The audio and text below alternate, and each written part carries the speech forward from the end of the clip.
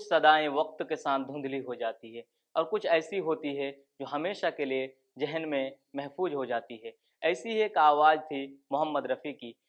गुलकार के मैदान में जिन्हें शहंशाह तरन्नुम कहा गया, जिनकी मधुर आवाज़ कानों में रस घोलने वाली, हमेशा के लिए दिलों में जगह बनाने वाली, वो आवाज़ जिसमें गम भी, खुशी, दर्द, मोहब्बत और वतन की खुशबू भी महसूस की जा सकती है।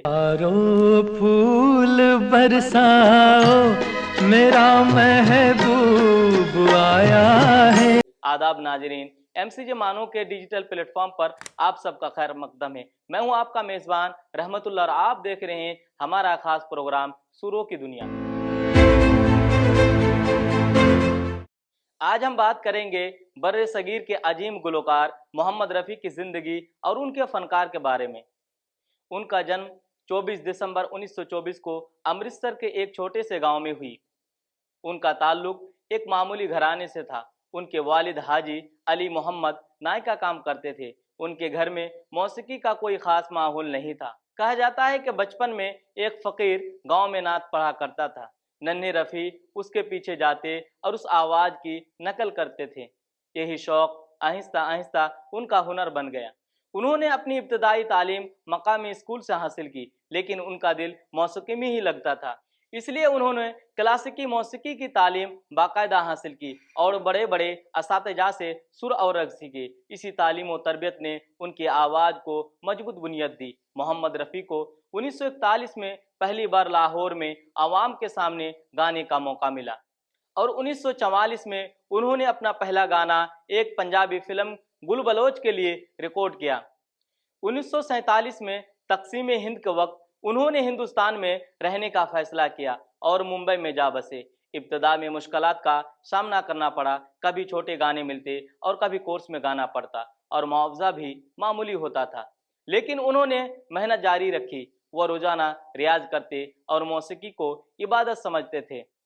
1952 में फिल्म विजयवाड़ा के लिए उन्होंने ओ दुनिया के रखवाले गाया। ओ दुनिया के रखवाले सुन दर्द भरे मेरे नाले। इस गाने से उन्हें बहुत ज़्यादा शोहरत मिली और वहीं से उनके करियर का ग्राफ तेजी से आगे बढ़ा। 1950 और 1960 की दहाई उनके उरूज का ज़माना था। उन्होंने हर तरह के गाने गाए, गीत, कवालियाँ, भजन, गज़लें, कौमी नगमे और मजाहिया गीत, जिनमें मशहूर है चौदहवीं का चांद हो। चौदहवीं का चांद हो या आफताब हो, दुख भरे दिन बीते रे भैया, औलाद वालो फूलो फलो। भूखे गरीब की यही दुआ है, औलाद वालो फूलो फलो। आने से उसके आए बहार, मधुवन में राधिका नाचे रे।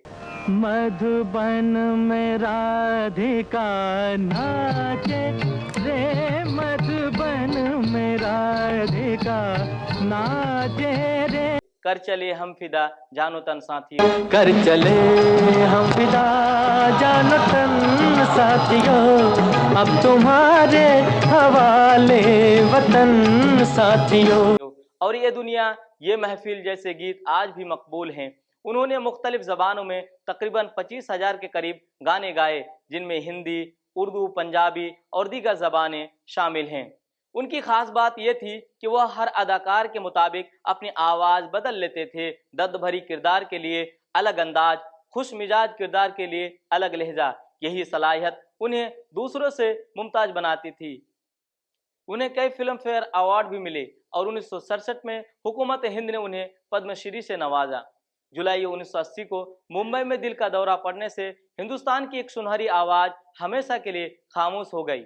अगरचे कि मोहम्मद रफ़ी इस दुनिया में नहीं रहे, लेकिन उनकी आवाज़ उनके चाहने वालों के कानों में आज भी रस घोल रही है। ये हकीकत है कि अजीम फनकार जिस्मानी तौर पर तो मर जाते हैं, लेकिन उनकी आवाज़ उनके चाहने वालों के दिलों में जिंदा रहते हैं। मोहम्मद रफ़ी आज भी अपने गीतों में जिंदा हैं। जब भी मोहब्बत का जिक्र होगा, जब भी वतन का गीत बजेगा, जब भी कोई दिल सुकून तलाश करेगा, तो मोहम्मद रफ़ी की आवाज़ जरूर सुनाई देगी। मोहम्मद रफ़ी सिर्फ एक गुलकार नहीं थे, वह एक तारीख थे और हमेशा के लिए रहेंगे। नाज़रीन इकराम, ये थी मोहम्मद रफ़ी की ज़िंदगी और फ़न के बारे में। मिलते हैं अगले एपिसोड में, तब तक के लिए खुदा हाफिज़।